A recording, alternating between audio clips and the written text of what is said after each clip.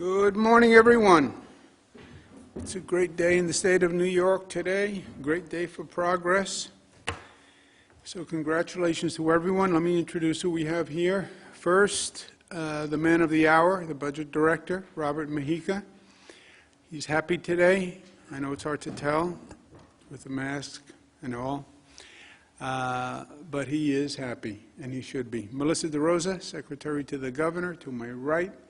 Beth Garvey, counsel, to her right. Kelly Cummings, director of operations, to her right. Dana Caratanudo, easy for me to say, deputy secretary. A lot of information to go through. This budget is certainly the most robust, most impactful, most important budget that we have done in this state, I believe, in modern history. It's the budget for fiscal year 2022, and it is the most important plan that the state has done. A budget really isn't a budget. It's not just about the numbers. It's an action plan for the future. And this one is a 3-year COVID management, recovery, and renewal plan. This is a different time in history, my friends. We haven't been here before. We have challenges that we've never had before. On the same hand, we have opportunities that we never had before. We have COVID that is still very much alive and well, and it is still causing deaths, and we cannot move past that. It has to be our main focus. We have to manage COVID. And then we have to appreciate that COVID is not just a New York experience, not just the United States experience. It is a global crisis. And in that crisis, the recovery of COVID creates an opportunity. The future belongs to the economy and the region that adjusts to our new reality the fastest. And I think this is an opportunity for New York to capitalize. COVID's not just going to go away. COVID had transformative impacts on society. And I think it's important to realize that. If you just think that COVID is going to pass like a season and everything is going to go back to normal, then I think you fail to understand the impact of what we just went through. So our plan, we have 3 main goals. Number 1, manage COVID. Number 2 is COVID relief, make up for the damage that has been done over the past year. And third, seize this moment to actually reposition New York, reimagine New York, reconstruct New York, renew New York for the next 20, 30, 40 years. The budget on the numbers. Federal aid, unrestricted, was $12.6 billion. I had asked the federal government numerous times for $15 billion. The federal government, our delegation, worked very hard, but we didn't get the $15 billion. We got $12.6 billion unrestricted aid. New York State revenues provided an additional $5 billion. What this budget does is it has a PIT surcharge and a corporate franchise tax. There are no other taxes, just those 2 taxes. In the first year, the PIT surcharge raises $2.7 billion, $750 million from the corporate franchise, so it's $3.5 billion raised in the first year. In the second year, those 2 taxes will raise $4.3 billion. There will be no capital gains tax. There will be no estate tax. The feeling was that those taxes would do damage to the state and actually cost the state more money than we would raise. The PIT top rates start at from 25 million plus, it goes 8.82 to 10.9, 5 to 25, 8.8 to 10.3, 5 million, 8.8 to 9.65. The corporate franchise tax is 5 million plus at 7.2. That is only in effect for 3 years. These tax changes anticipate the repeal of SALT. When SALT is repealed, taxes net in New York State will be lower. Taxes net in New York State will be lower, okay? That's very important to remember. Taxes go up. No. SALT will reduce the tax impact by 37%. So when SALT is repealed, the taxes will be going down. SALT has been a major topic for years. If I haven't said that word, SALT, 1 million times, I've never mentioned it. The Federal Senate and the House of Representatives have promised to repeal SALT. When SALT was passed, it was passed during the Trump administration. It was a targeted assault on New York State and several other Democratic states.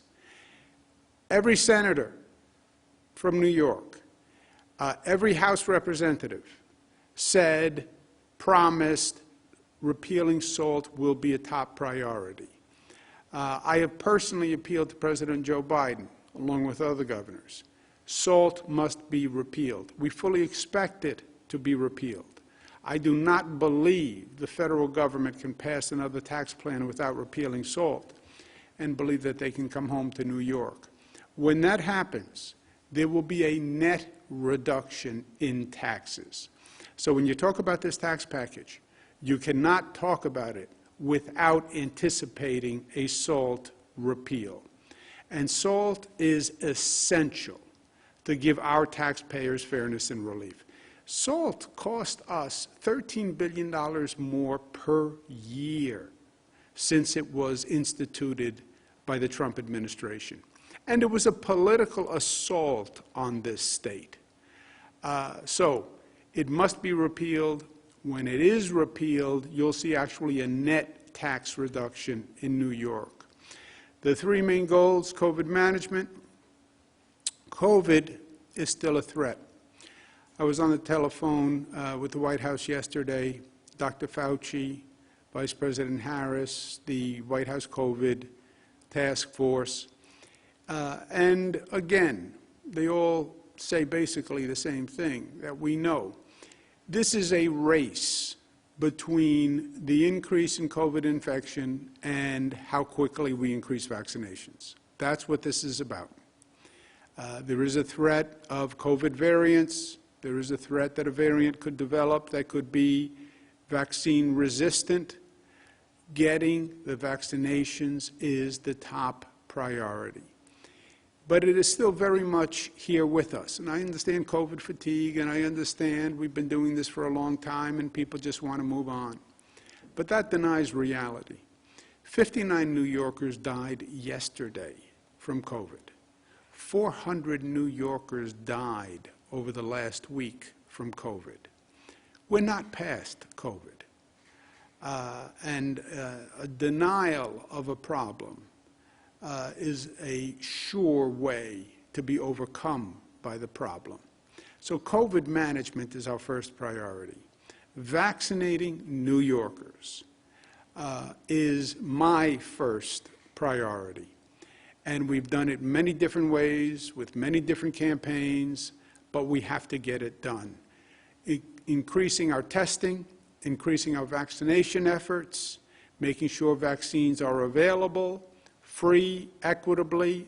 Today, every New Yorker is eligible for a vaccine. So it becomes getting the supply from Washington, having the distribution network, and then convincing New Yorkers of the need to roll up their sleeves and get vaccinated. We're operating vaccination centers all across the state. You have the mass vaccination sites, which are the most effective in terms of throughput and volume. If you ask me what is the fastest way to vaccinate, it's our mass vaccination sites. I was at Javits Center yesterday. It's one of the best vaccination sites in the United States of America. And it's a beautiful demonstration of the state's work. And the mass vaccination sites are very fast. But We also want to make sure this is done equitably. So we also set up smaller sites in nursing homes, in public housing, in communities of color, in houses of worship, to make sure we are equitably distributing the vaccine.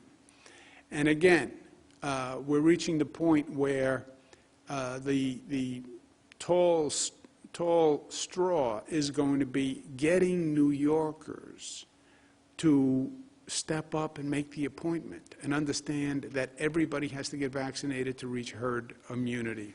We're going to launch a public education campaign.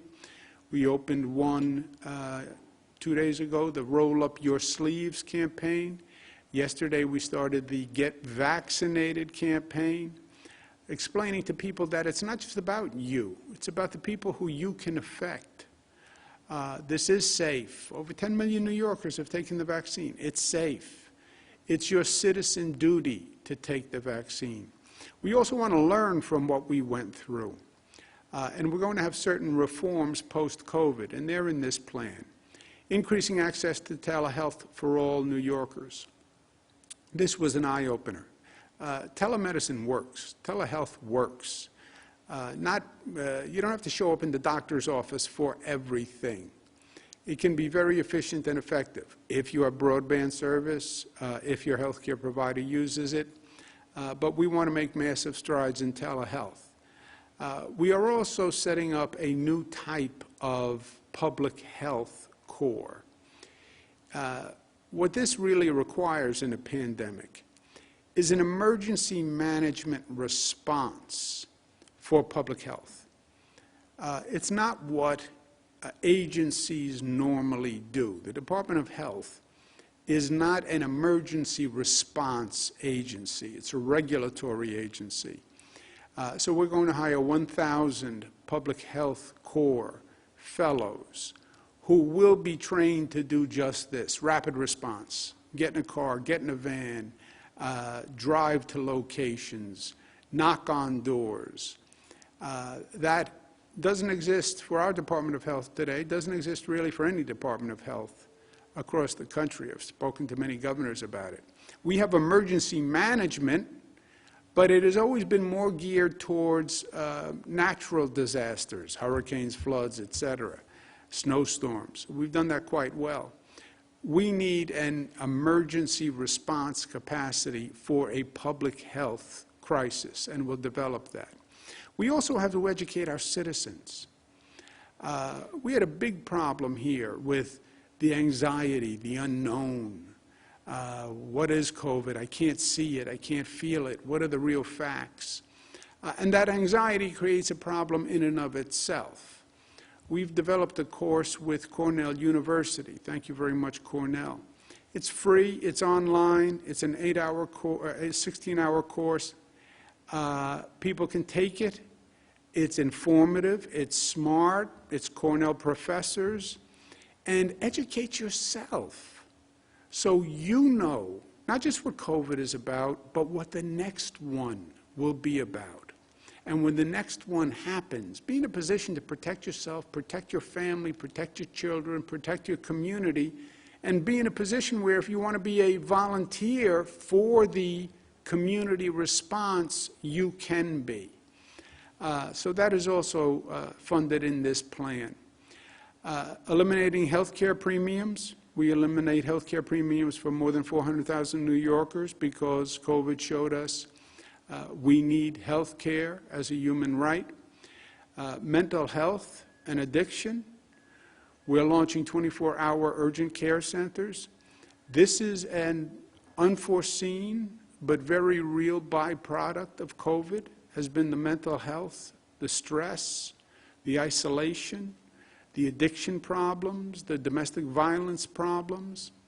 And we have to recognize it for what it is, and we have to address it.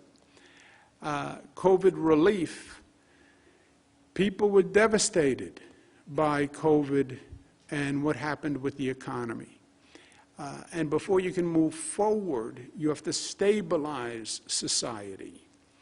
and that's COVID relief. $2.4 billion emergency rental assistance program. People have to be able to pay their rent. People have to be able to have a stable home. I was at one time the housing secretary for this nation. It starts with a home. It starts with that stability where you are comfortable, your base, your family's base. We've had eviction moratoriums, but now we want to repair the economics. Rent has to be paid, but tenants need the assistance to pay their rent. Landlords have to pay their taxes and their heat bill, et cetera. So $2.4 billion for that. We also want to make sure that there's enough fair and safe housing. And we're investing in capital construction and public housing and transitional rent supplement program and $128 million for homeless housing. We've had a significant increase in homelessness during this COVID crisis, and we want to address that. We will also turn lemons into lemonade. We expect to see vacancy in commercial property and hotel properties. The workplace has changed. Okay, let's be creative and fast and smart about reusing vacant commercial space and turning it into permanent affordable housing, which is what we need anyway, more affordable housing. So if you're going to have vacant commercial, how do we quickly turn it into permanent affordable housing? Reopening small businesses, which took it right on the chin. And the arts, which are so vital to New York. It's vital to tourism. It's vital to our spirit. It's vital to who we are. We are the arts capital of the world, in my opinion. $1 billion to help small businesses who didn't have the resources to fall back on. Bringing back the arts and cultural organizations with recovery grants. Restaurants, which were cooperative all through this. The owners of restaurants did extraordinary things to keep their employees working. We want to make sure now that they have the financial resources to return, as well as musical and theatrical productions across the state. Helping the middle class, we have a tax cut for the middle class in this proposal. It reduces the personal income tax, saving 4.8 million New Yorkers over $2.2 billion this year. So it's a significant middle class tax cut because they were also economically devastated by COVID. Also increasing the child care credit, $2.3 billion in federal resources to provide high-quality child care so we can get back to work. We're also going to repay our state workers. I want to say a special thank you to the state workers. We delayed payment to the state workers because of the fiscal crisis we were in. We're going to repay that $600 million to the state workers, many represented by CSEA and PEF. But I also want to say to the state workers, thank you. Thank you from the bottom of my heart. We asked you to do really important work. We asked you to leave your home every day and expose yourself to danger so other people could stay home and be safe. That safe home order, when I said everybody stay home, stay safe at home, yes, but that required all sorts of other people to go to work so you could stay home. We still had to operate the trains and the buses and the schools. Phones had to work, lights had to work, construction had to go on. Those state workers showed up so people could stay home. And to me, they are truly heroes of this COVID crisis. So we say thank you. Support for excluded and unemployed workers. Just because you are undocumented Doesn't mean we don't care and we don't have compassion and we don't want to help. It is difficult to do it in a way that can be administered without fraud. And that's obviously a major concern for us, that we protect every tax dollar. We ran an unemployment insurance program for citizens of the state. There was tremendous fraud, even though we took significant measures. On this program, we'll ask the controller to review it before it is administered. The controller's job is to audit state funds. After a program is run, the controller will come back and do an audit and say, you did this wrong, this wrong, this wrong, this wrong. In this case, we're asking the controller to look at the program first to make sure the way it is designed, there are fraud protections. And we're asking the Attorney General to specifically review the program, the guidelines, the rules, to make sure there are anti-fraud protections. And if there is any fraud or anyone intends to commit a fraud, that the program is designed in a way that will prevent that. We want 100% integrity for tax dollars. Until the Attorney General reviews and signs off on the program, we will not implement the program because we want New Yorkers to know, yes, we're compassionate and we're doing the right thing, but we're also doing it smartly and intelligently. And the Attorney General's approval of the program will do just that. Many people went hungry. $50 million for the Nourish New York, helping hungry New Yorkers and local farmers. It's common sense. We have farmers in the state who are struggling, buy product from farmers in the state, help them economically, and feed our people. And third, and probably long-term the most important, is investing in New York's future. We have to recover here on many levels, economically, psychically, socially, we have to recover. But we also have to recover as a state. And that doesn't just happen. We are going to have to make it happen.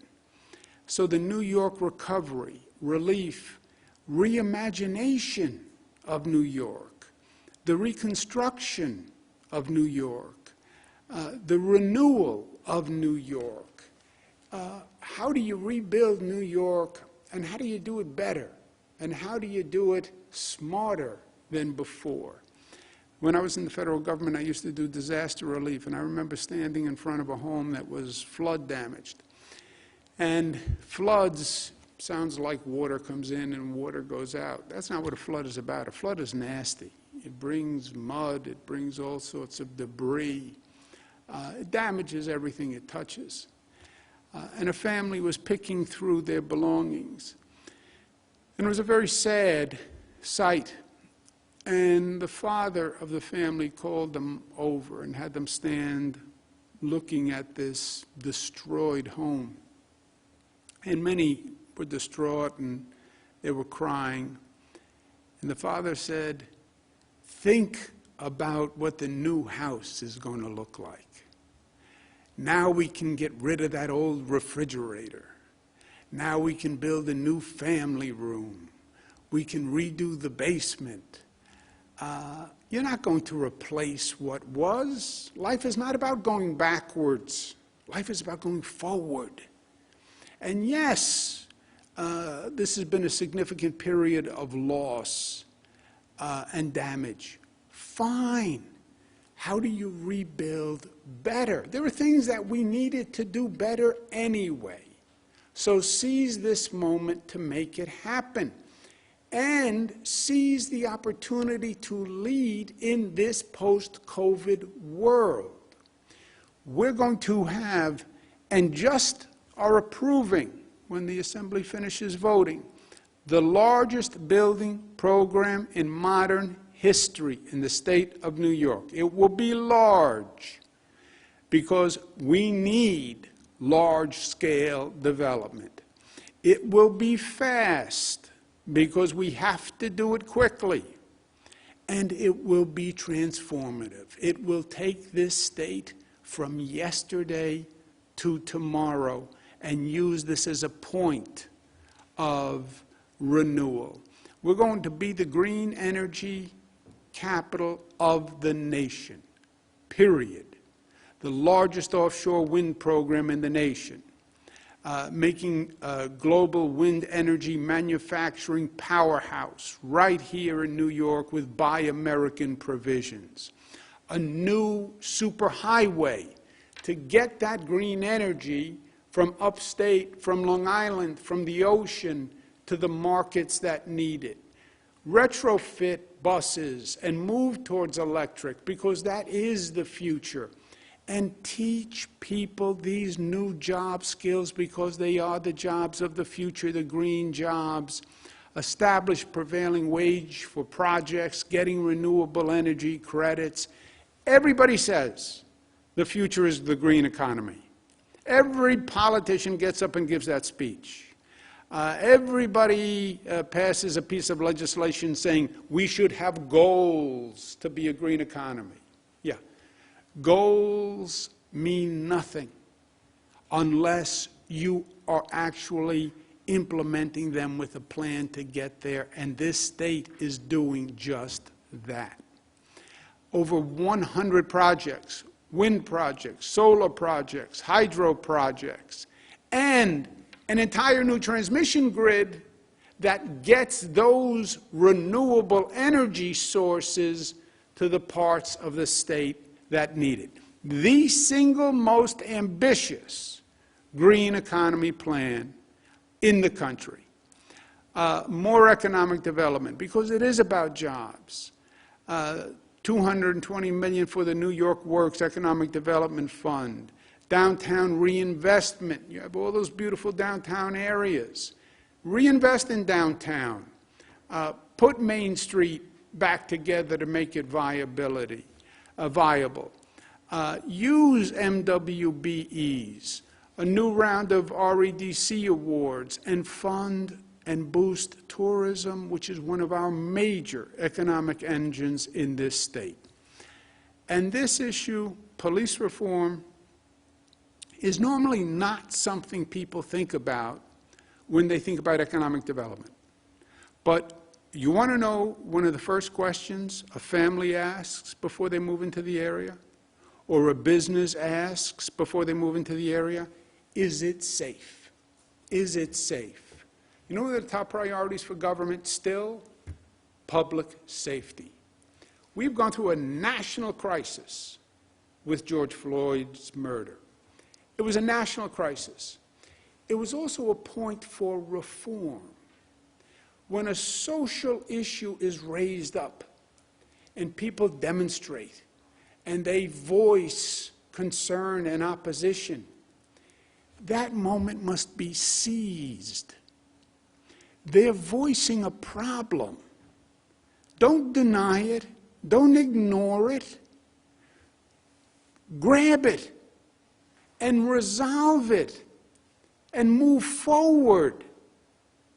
George Floyd's killing was one in a long series of cases of police abuse. We've gone through this in New York for decades. Eric Garner on Staten Island. There's 20 examples in this state. But George Floyd, the people of this nation said enough is enough. And they were right. They were right. They were saying we have lost trust in the police, and the relationship has deteriorated. And by the way, the police were saying the relationship has deteriorated. And it doesn't work if the police relationship with the community doesn't work. And that's what the George Floyd protests were all about. Now, most governments turned a blind eye. And I had hundreds of conversations with local officials. And I said, this is a moment for reform. Put the police at the table. Put the community at the table. Talk it through. That's the only way to resolve a tension in a relationship. Talk it through. Tell me your grievance. Tell me your problem. And then let's find out how to compromise and how to get to a relationship that is functional rather than dysfunctional. But politicians don't like to get involved in controversial issues. Why? Because they're controversial. And you can't make everybody happy. And a lot of politicians take the posture, well, if I can't make everybody happy, I'm staying away from that issue. Oh, some people oppose it? Well, then I don't want to take a position. Ignoring a problem solves nothing. That is a life motto I tell my kids every day. It's also true for government. We said, with a nation that was paralyzed on this issue, we said in New York, every local government that has a police department has to go through a collaborative process, come up with a public safety reform plan, have the police at the table and the community at the table, come up with a public safety reform plan, pass it by your city council, so it's not just another speech or political polemic, pass it by the city council, or when we do the budget, a monitor will be put in place and you will lose up to 50% of your funds. We have 497 jurisdictions that have police departments, just in our state. Think about that, 497. 450 of the 497 have submitted past plans to reform and reinvent their public safety department. That is a phenomenal, phenomenal accomplishment. If they do not, we said we'll have the Attorney General by mandate install a monitor for the non-compliant jurisdictions. And of the 497, there are about 40 that are still outstanding. And they're on notice. If they don't have the plan in, we're going to install a monitor. But the compliance has been unbelievable. It would not have happened but for saying this. And I know the local governments all complained and said, well, this is hard, we don't want to do it, and the state is forcing us to do it. Yes, the state forced you to do it. You didn't have to do it. You could have a monitor and lose funds if you really don't want to do it. But it had to be done. It had to be done. I'm not saying these plans are the be-all and end-all, but they are at least starting off points. You have cities now that have mayoral elections coming up. This is the single most important issue for many cities. And I hope in those upcoming mayoral elections, the debate is, well, this is the plan the city just passed. What do you think about it? Does it go far enough? Does it go too far? But this is a major, major accomplishment. People have to feel safe. People won't move back to New York City or to Buffalo or to Rochester or to Albany unless they feel safe. And this is a major step forward. We legalized recreational cannabis. I tried for 3 years, but we got it done this year. Third time's a charm. It's a smart plan. I think it's the best plan in the country. It's also going to raise $350 million. I want to thank the majority leader of the Assembly, Crystal People-Stokes, who worked extraordinarily hard to make this happen and went above and beyond. But thank you to all the legislators. This is a big, big progressive score for New York. Mobile sports betting will pass. It'll generate $500 million annually for youth sports education. The law allows the state to directly operate mobile sports betting. So the $500 million will go to the state rather than a lot of middlemen who operate mobile sports bettings, which is what many other states have done. This is more like the state lottery, where we operate it and we get the resources. The law does not authorize any new casinos.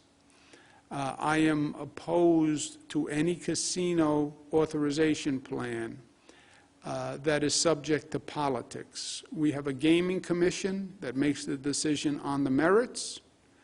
There's a lot of money involved in casinos. There's a lot of lobbyists. There's a lot of political contributions. And I want to make sure that any decision that is made purely on the merits. And I'll have nothing to do with a casino plan that can be politicized. On education, we've made record investments funding the lower funded schools to bring them up to offer the best education that we can. Remember, in this state, you have some schools that fund $33,000 per student, and we have some that fund $13,000 per student. I have said all along, if a school is funding $33,000, I would not give them a penny of state money. I would take those at the bottom and raise them up. We're not quite there, but this goes a long way towards fiscal equity. Also higher education, also full-day pre-K, also $247 million for opportunity programs, also $88 million to increase TAP for 185,000 new college students. Increasing accessible and affordable broadband for families that are lower income, $15 a month internet plan, period. Everyone has to have access, not only access, but access to affordable broadband. We basically have access. The question then became the affordability. You can get it, you just can't pay for it. We are now mandating that these internet companies provide $15 a month internet plans to low-income customers. Mandating. And to these internet companies, I say again, you don't operate in the state of New York by an act of God. You operate in the state of New York by the will of the people. If you do not do this, you will lose your franchise in the state of New York, and that's a promise. We also will have a fund that helps lower-income students connect with free internet access. We learned a terrible lesson with remote learning. Remote learning works if the student has the right devices, if the student has internet access, if the student's family can afford internet service. So this is a major reform for social equity. Major funding and job training through SUNY, through SUNY's Offshore Wind Training Institute, priority access for nurses in SUNY and CUNY programs, and Pathways Pledge to create a more inclusive workforce. We address systemic injustices, hate crimes, our Liberty Defense Fund, raise the age implementation. It also strengthens hiring standards for police officers by enforcing restrictions on hiring decertified officers. What this does is it stops the revolving door. A police officer gets into trouble for bad conduct in one police department, leaves that police department and goes to work in another police department in another part of the state. As you saw, 497 police departments. If a police officer violated their oath in one department, we don't want to hire them in a different department. And this is going to stop that revolving door for bad police officers. More funding to make voting better, easier, and increase early voting. I had proposed the Restore Mother Nature Bond Act, something I'm very excited about, a $3 billion, the largest bond act ever for restoring the environment. Due to the problems in the economy, I asked to postpone it. We're now going to put it back on the ballot for next year. This year is also an economically difficult year, so we'll put it on the ballot for next year. We're also going to learn from what happened in nursing homes. We have nursing home reform legislation to make sure that facilities are prioritizing patient care over profits. There are two types of nursing homes, not-for-profit and for-profit. For-profit nursing homes pose a tension. I analogize them to for-profit prisons. How do you make profit in a nursing home? You reduce your cost. How do you reduce your cost?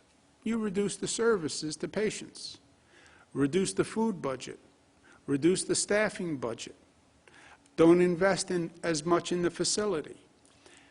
That is a destructive tension. So what we're saying to the for-profit nursing homes, we want the money that gets paid to you either from the state or from the family, we want that money going to patient care and patient services. So we're capping the profit that they can make at a for-profit nursing home at 5%. Everything else has to go into the nursing home and the care of the patient. And we're going to have the largest infrastructure, bad word. Infrastructure is building a transportation network, is building an economic platform. $311 billion. In many of our upstate cities, we made the mistake, same mistake in the 50s. We cut the city off from the waterfront because the waterfront was manufacturing. It was the back door of the city. The waterfront is now the front door of the city. We have to reconnect. In Buffalo, we're going to do it with the Skyway Bridge project. In Rochester, more than half of the Rock the Riverway projects will be finished in 2021. In Albany, the Skyway ramp is going to be turned into a linear park. Department of Transportation is doing the project. They're going to design it. They're going to construct it. They have new plans that we will reveal next week. And we have an ambitious goal, but we always have an ambitious goal. Kelly Cummings promises me that it will be done this year. She didn't actually promise me, but I just wanted to increase the pressure on her a little bit. In Syracuse, we're moving forward with the I-81 viaduct project. In Dunkirk, Athenex will invest $1.5 billion in a pharmaceutical production facility, and that's very exciting. And that's a whole new industry. In Binghamton University, we funded the health sciences campus. It's going to be finished this year. $13 million will go to the Roswell Park Cancer Center, growing one of the premier research and treatment institutes. This is going to fund a program that is basically going to do two things. It's going to be a worker training and recruitment program, and also assisting us on our vaccination program and on our citizen empowerment program, teaching citizens about pandemic and pandemic management. Construction is funded to continue on the Mohawk Valley Health System 377-bed hospital in Utica. We're continuing the new Skydrome testing facility at Griffiths Air Force Base in Rome, which we believe very strongly is an industry of tomorrow, and we're investing in it today. The new Whiteface Mid-Station Lodge is opened. We're adding additional features for next ski season. This is very important to us, not just for the North Country, but tourism overall. Same thing, $72 million investment in Mount Van Hovenberg to the Olympic Sports Complex. That's going to be complete. That's a major tourism attraction. Monroe County, the I-390-490 interchange, long overdue. It's going to be done this year. Legoland in Goshen is going to be a major tourism attraction. It is very cool. That's going to be completed this year. The Newburgh Beacon Bridge had to be redecked. We moved the schedule up 9 months. to minimize the traffic delay on that bridge. And we are going to rebuild all 27 thruway service areas. It's time. They were redone at one period, but it's time to redo them again. This helps motorists, New Yorkers, but it's also a very big deal for tourism. And these service areas can be more than service areas. They can be tourism destination sites. And that's what we want to do. We don't want to just have them as gasoline fast food. How do we maximize that potential as a full-service and tourism center? In the South Bronx, an issue they've been talking about literally for 30 years is reducing the asthma rate and the health problems in the Bronx from all the truck traffic going to Hunts Point. We're going to have the direct truck access to Hunts Point and get that traffic off the local streets that has caused so much damage. I'm from Queens. The Kew Gardens interchange has been a nightmare for decades. I remember the traffic. I remember my father saying, "Why don't they do something about this?" Well, they is us, and we're going to have it completed in 2022. New Belmont Arena on Long Island will be open. It is going to be exciting. It is going to be beautiful. It's going to be a home for the Islanders. The new third track, funded, completed this year, that's going to revolutionize the commute from Long Island. And it's going to be very necessary. Commuting in this new remote work world can't be running the gauntlet. Commuting has to be pleasurable, fast, and predictable. And getting on the train from Long Island and coming into a nice station and having a pleasant experience is essential. JFK, $13 billion transformation. LaGuardia will be finished next year. This state will have the best airports in the nation, in my opinion, and the newest. And if you want to do tourism, and if you want to welcome visitors, and if you want to welcome business people, the airport is your front door. And that experience starts their impression of your city and of your state. And with our airports, they'll have a great one. We're also moving forward with the LaGuardia Air Train, which will cut down travel time, more investment in the MTA, $51 billion capital program. We are working with the federal government on the 2nd Avenue subway. The Trump administration got us right up to the point of yes, and then I think, frankly, they just didn't want to say yes. But we've done everything to get it approved. We completed the first phase up to 96th Street, revolutionized the east side of Manhattan with the 2nd Avenue subway, and opened up that whole market. We're now ready to go to 125th Street in Harlem, which will be a opening up of development of a piece of Manhattan that has been sorely left behind for many, many decades. So we're ready to go with that, and we have funding for that. The Midtown West development will be the largest development in Manhattan in decades. You have to remember, even in Manhattan, people think about it as a private sector-driven development pattern. It is true for the most part. But the state of New York, Battery Park City, that was the state of New York. Roosevelt Island, that was the state of New York. And in this economy, we want a jump start for Manhattan. And we want a jump start for Manhattan that helps the entire downstate region. And that is the state-of-the-art largest investment in mass transit. People can't drive into Manhattan. That's not going to be our future. It is going to be mass transit. And we build a new Empire Station complex with more rail lines, more residential and commercial development. It connects to a new Javits Center It connects to a new Pier 76. It is an entire comprehensive west side redevelopment that we think will make a major difference in New York City, which sorely needs it. $16 billion for a new Penn Station, 8 new rail lines, the Port Authority bus terminal, which has been a major negative for New York City, basically all of my life. And Rick Cotton has the vision and the capacity, the executive director of the Port Authority, to get this done. Javits Center, which at one time when it opened in the mid-'80s, was the state of the art.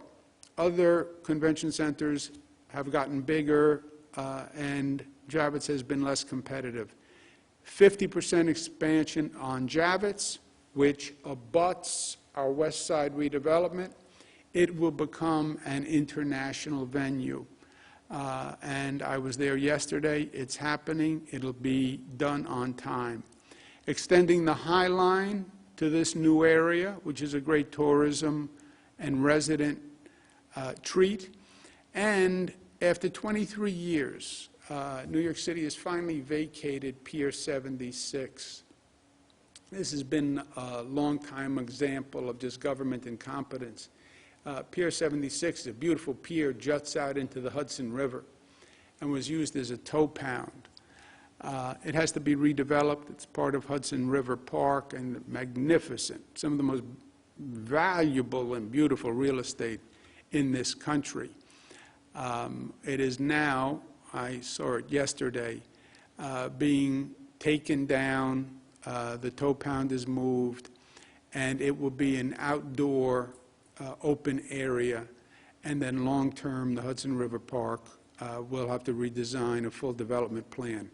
But we want it open for this summer, so people have a place to go, space, social distancing, and Kelly promises that that will be done by June 1 also. She makes a lot of promises. Last point is, look,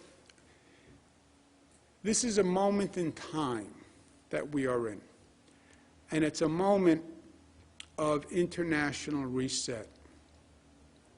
I say to people, I say to my kids, I said it again last night, in life, things will happen, and unfortunate things will happen, and bad things will happen. It doesn't even have to be a function of anything you do. Life will knock you on your rear end. You will lose a job. You'll get disappointed in a personal relationship. You'll have a health crisis. Your spouse will have a health crisis. God forbid your child has a health crisis. Something will happen. Something will happen. It's the law of probability. And you'll get knocked on your rear end. Now, when you get knocked on your rear end and you get knocked on the canvas, you see the world from a different perspective. You're flat on your back, you're looking up, and you see the sky. And you see the world differently.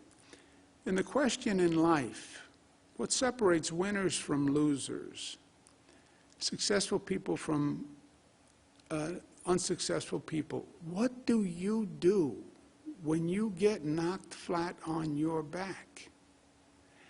That is the moment that decides who you are, here and here. COVID knocked the world on its back.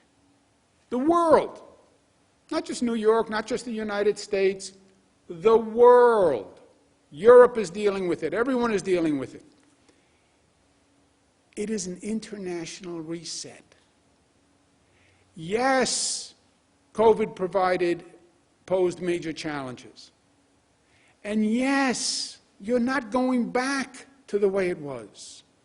There is no going back.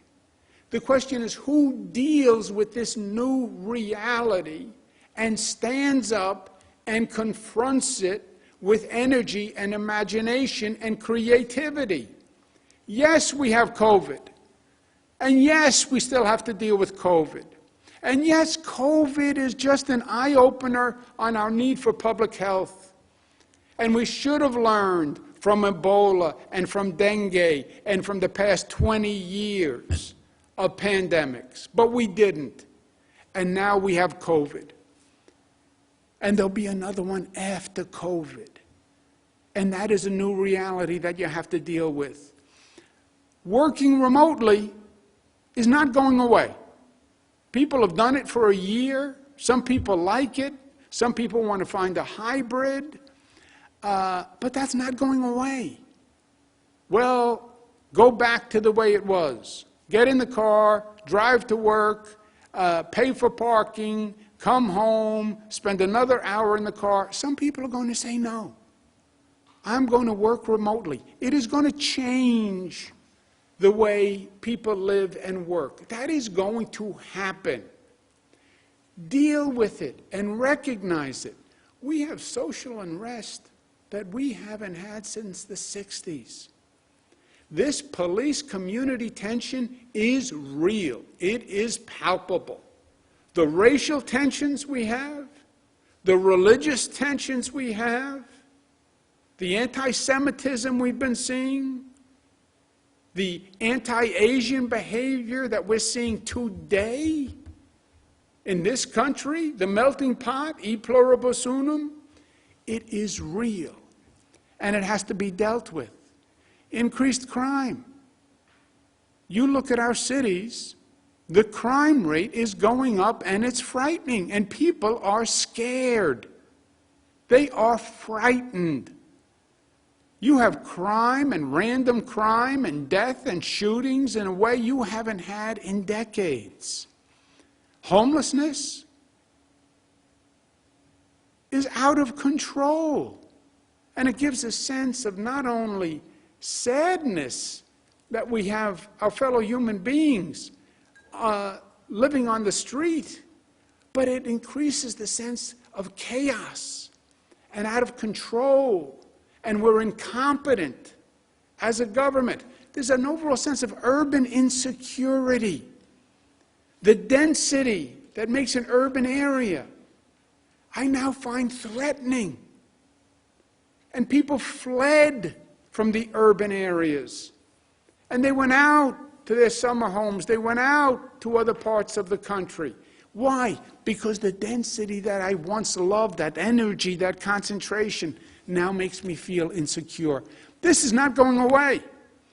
So the question is, what country deals with it first and best? What region deals with it first and best? What state deals with it first and best? What city deals with it first and best? You answer that question, and I'll tell you the place that emerges for a new and better and brighter future. I'll tell you who gets up off the mat stronger and better and smarter for the experience. That's why this is a New York moment. That is our opportunity. That's who we are.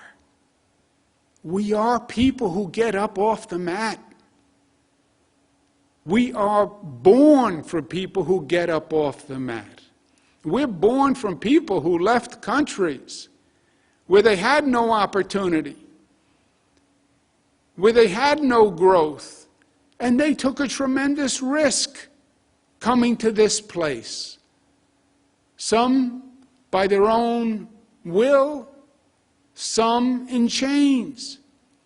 But that is who we are. We are survivors. We are entrepreneurs. And we will get up and we will re-envision, reimagine, and rebuild. And this action plan invests in us to do just that. We are going to be better than we've ever been before. It's in here. We've done it before. We went through the Great Depression, and we got the better and stronger for it. We came back after World War II.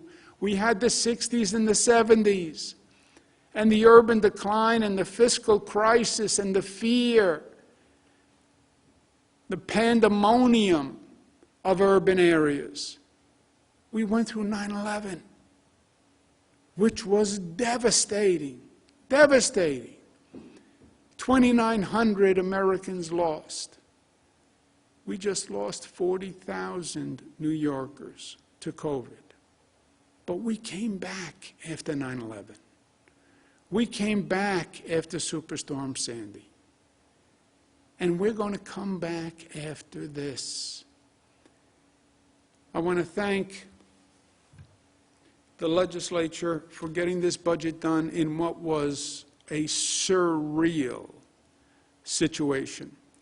Speaker Carl Heastie, who has a very large conference that he had to manage. They're not in the Capitol. 570 Zoom calls to talk to his conference. Speaker Carl Heastie did all of this while he had COVID. You want to talk about an extraordinary effort.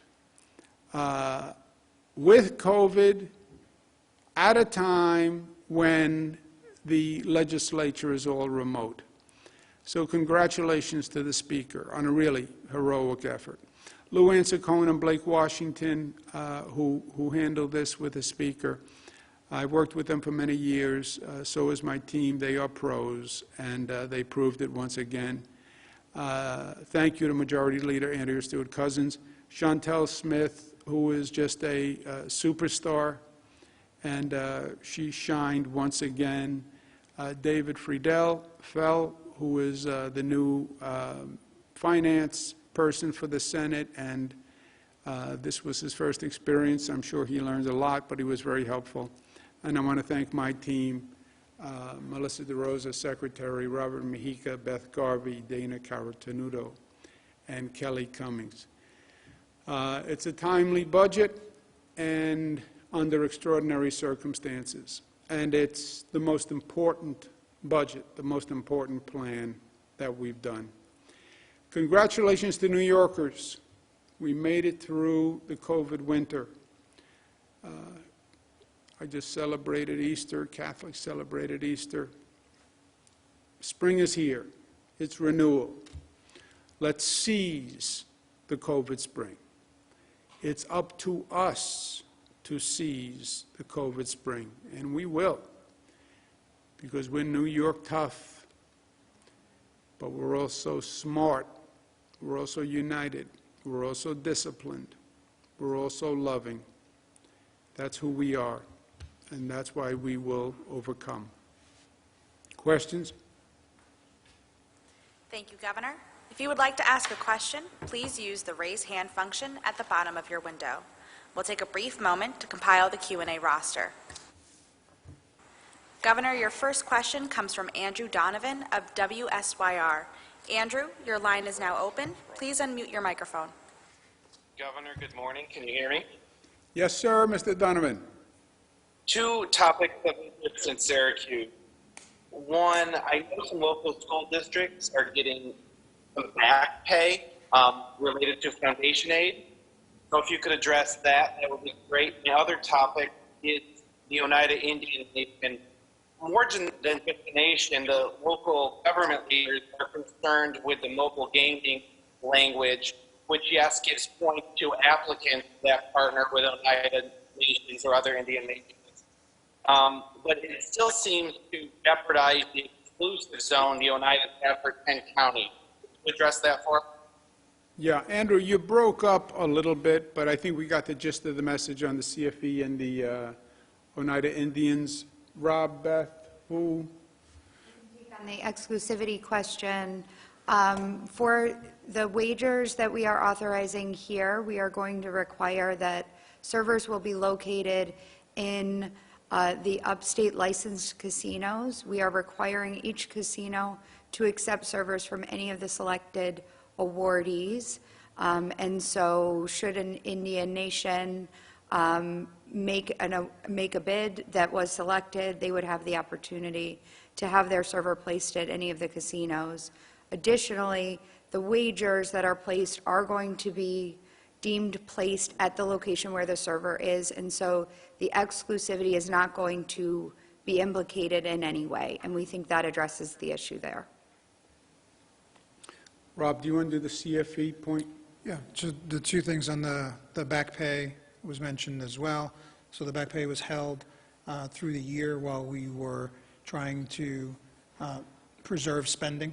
The additional revenues came in, federal money came in, and we're paying all of the back pay. In regards to the foundation aid, right, CFE did not apply to Syracuse, but the foundation aid and the basis for those estimates are going to be fully funded over the next 3 years. So in addition to the school districts getting a total of $10 billion in New York State, the state is also going to supplement that by fully funding the foundation aid, which would be significant increases to all of the districts across the state, but particularly the cities that have the highest number of students with high needs.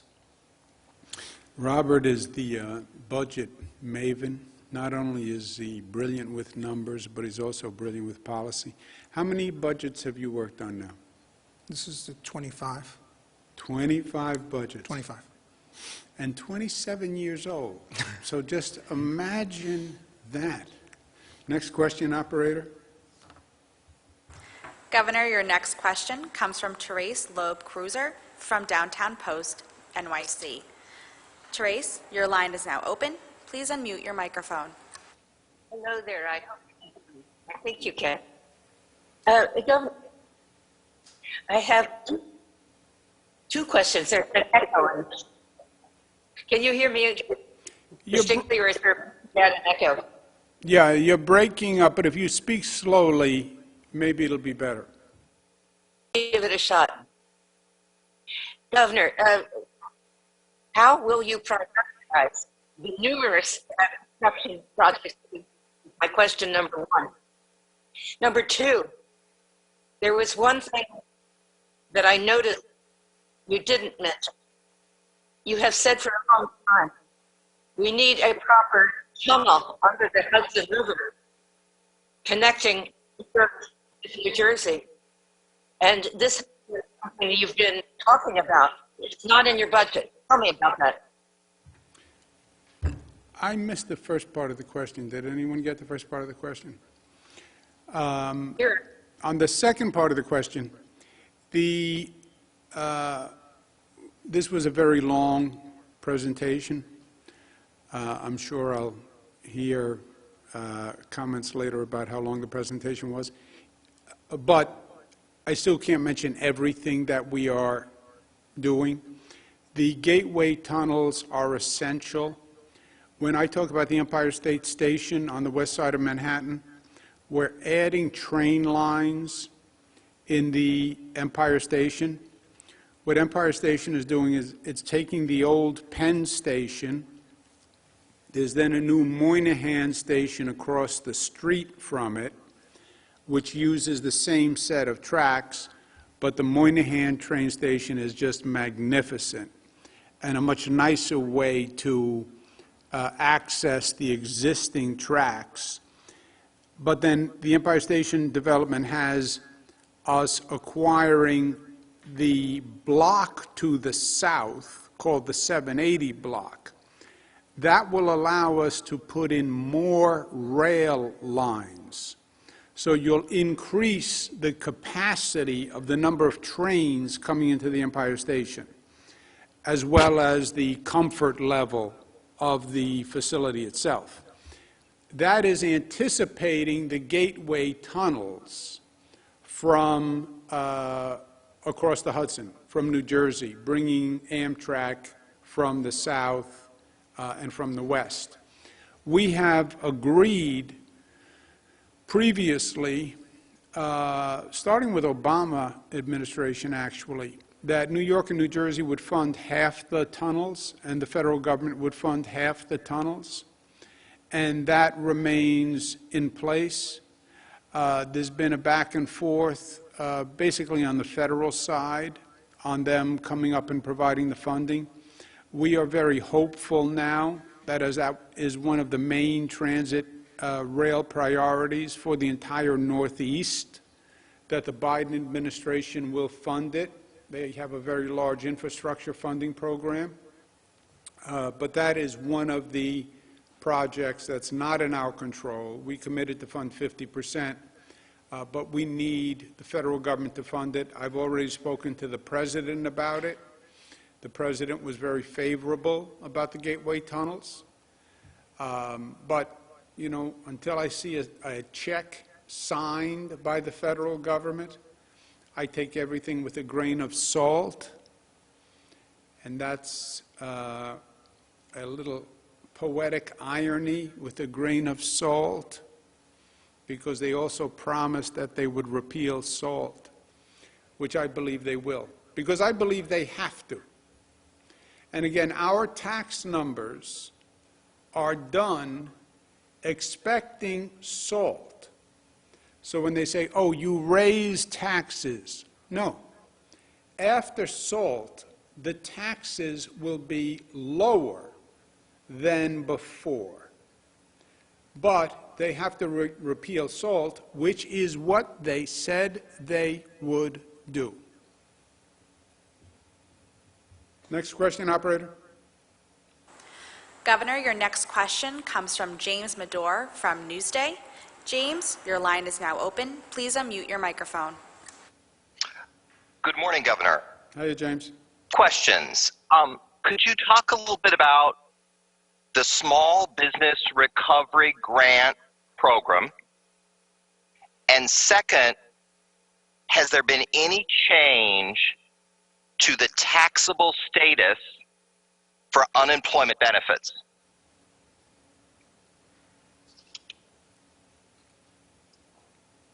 The taxable status for the unemployment benefits, are you talking about the excluded workers? Do you want to take that, Rob? So with regards to, there has been no change to the taxable status of the unemployment benefits. Those benefits have been subject to state tax for decades, so that has not changed. And as for the small business package, it is a total of about $1 billion. About $800 million of that would be grants. That's designed to supplement the federal grants that are available for small businesses.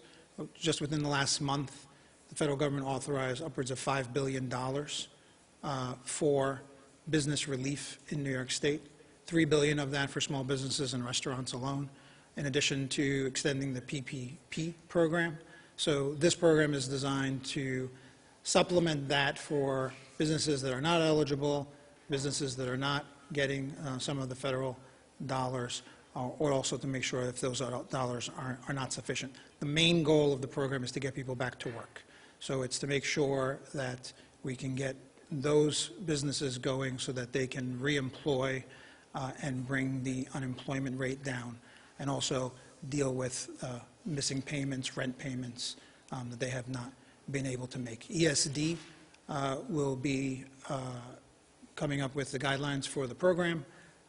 And again, it's very flexible. So again, it's going to be, applications will go out quickly, and then it will be designed around the federal program to make sure that any unmet needs are met. Good answer, good answer. Next question, operator. Governor, your next question comes from Peter Haskell at WCBS 880. Peter, your line is now open. Please unmute your microphone. Hey, Governor. Hey, Peter, remember me? Tall, good-looking, blonde hair, blue eyes, button nose. Long time no see. Yeah. Was it appropriate for your family and friends to be tested for COVID when others could not? Were you involved in this? Were you aware of it? Peter, the Assembly is looking at the testing issue, and I don't want to get ahead of them. But I was not involved in the testing program to that intimate level. People who I would meet with and I would be in exposure with, I was aware they were being tested. So if you came to see me in my office, you would be tested. and that applied with my family also. But the Assembly's doing a review on that, and I would let them do it. Let's take one more, operator. Governor, your next question comes from Shannon Young from Politico. Shannon, your line is now open. Please unmute your microphone. Hi, Governor. Just wanted to note that the scene today looks a lot different than we've seen in budget years past. Typically, the legislative leaders join you for this. Is there a reason why they're not there via Zoom today? And a second question, do you feel that all the scandals surrounding you right now have hurt your ability to negotiate a budget in terms of being able to get the things that you typically want? The reason we're not doing a joint presentation like we have done in the past is because of COVID. As I said, the speaker had COVID. I don't know where he is now on testing, but God bless him that with COVID, he went through this entire process, and he did not skip a beat. But obviously, there have not been in-person meetings, but that is all because of COVID. I think if you look at this budget, I laid out the priorities that were important to me a couple of weeks ago, and all those priorities have been met. The legislature had laid out priorities also, as they do every other year. And that's always a question of compromise, and we did that again here. And I don't think that we have done a better budget than the budget you see before you today. I think it's been extraordinary. And my working relationship with the leaders through this, again, it was one of the most challenging, it was the most challenging budget because of what it needed to accomplish. We have never done a budget where we are trying to pivot from an economic crisis of epic proportion and a budget where we're trying to retool and recreate the entire economy for a new world, and a budget where we have to undertake those ambitious goals in the middle of COVID, when you can't even get in a room with a group of people. I don't think there's been a more difficult substantive work in a more difficult practical environment that I've ever been part of. And the result, I think, is very exciting. Remember what we're trying to do. Manage COVID, vaccinate, vaccinate, vaccinate, public educate, learn from COVID, make the changes, public health changes, citizen empowerment, do COVID relief for a traumatized economy, and rebuild a new economy in anticipation of the lasting effect of the COVID transition. Remote work, increased crime, urban insecurity. How do you redesign your economy within that regard? That's what this plan does. And do it without getting into a room with anyone, because everyone's concerned about COVID. Speaker actually had COVID. You put that all together. It's a heck of a challenge. So I think it was a great, great product under an extraordinarily difficult circumstance. And I applaud all of those who've been involved. And it's a metaphor to me for resilience and recovery. And it's a metaphor to me and an analogy for what the people of this state did over this past year. Hardest hit state by COVID on the globe. And New Yorkers went from the highest infection rate to the lowest infection rate. That's a fact. It's a fact for the cynics and the skeptics and the conspiracy theory people. That is a fact. And that New York resilience and strength is what's going to see them rebuild New York better than ever before. Don't bet against New Yorkers. You will lose. Thank you.